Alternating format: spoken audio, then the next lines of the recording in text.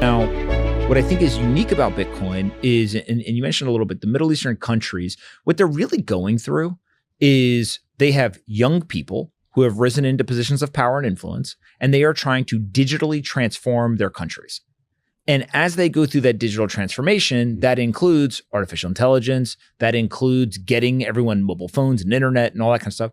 It includes e-commerce. It includes eliciting all of the big industry giants of Silicon Valley and the West into their countries. But it also includes them looking at stablecoins and Bitcoin and tokenization and, financialized assets as well. And so if you go, just look at Saudi as an example. I mean, they pretty much went from not very quote unquote developed to they're talking about Neom, right? And kind of whole different thing. And they're not just talking about, hey, we're going to build the line or Neom or whatever. How they do it.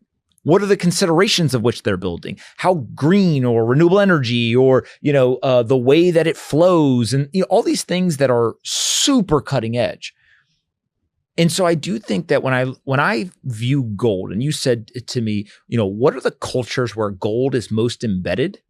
It is the quintessential. Every single friend I have that is Indian or from India will tell you, my uncle, my grandfather, my father, it's that, passing the family gold down, like it's a generalization, but it's because it's true. Yep.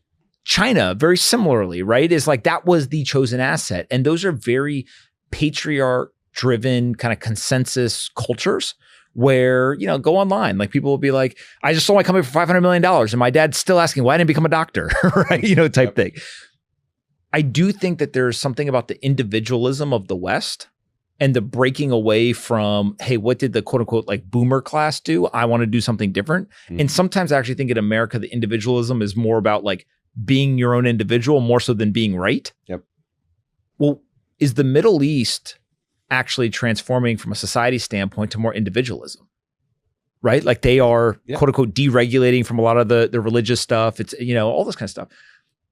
That to me is a very, very interesting thing when you get the geopolitical overlay now, because how many people are trying to keep their money in the country versus get it out? And it doesn't mean they're all going to rush and go buy Bitcoin or anything like that. But I do think that the society is just it's been warmed up more to an idea like this. And then if your sovereign wealth fund is buying it openly, and you're mining in your country, it's not as taboo. Whereas in China, it's still, debatable whether it's illegal or not to mine. And, there's just a different thing. So to me, yes, that is happening. Now, on the crypto sentiment side, the Americans, it's in the toilet still. Yep. They're all super frustrated, whatever. And so in a weird way, we're back to where we started, which was in the US, unless you were speculating for the most part, most people were like, what's the point of Bitcoin?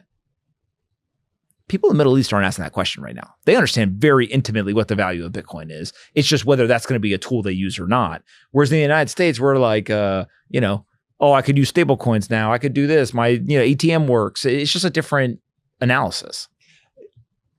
Here's so with everything you said, and I hope people listened when Anthony talks about this, because this dynamic of the way people think of Bitcoin with inside the world, this conversation wouldn't have happened in 2022.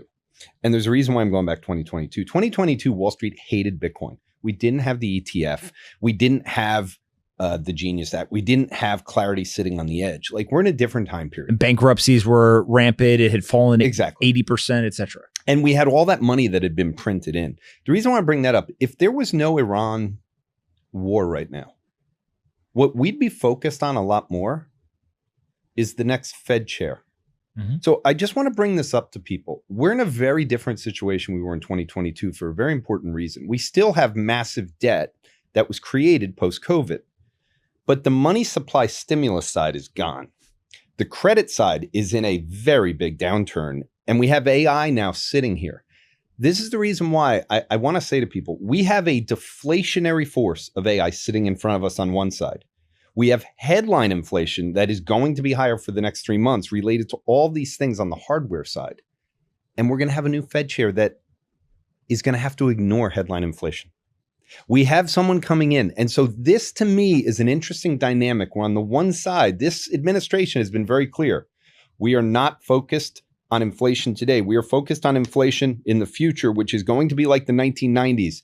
I can't think of a better scenario for Bitcoin. I really can't. And I think it would be more of a discussion if the war wasn't going on, that a Fed chair was coming in. I still don't think at this point people will be focused on Bitcoin. The reason I think the focus has to be on Bitcoin is because the first part of the year was the software destruction. And it made people realize I can't depend on these growth companies the way I did. And all long duration assets are under attack. And I will keep saying it over and over again. I believe liquidity is going to become a real thing. I think liquidity for people is a major story. We're seeing it in private credit. We saw it with the endowments last year. If you want to generate returns, you need to get the liquidity back. That's why tokenization matters. All these things are very positive for Bitcoin because it's a 24/7 daily liquidity product with volume. I think Bitcoin is going to explode out of here once we get to the realization that the Fed is going to be focused on the deflation side, not on the inflation side. And these two forces are going against each other right now.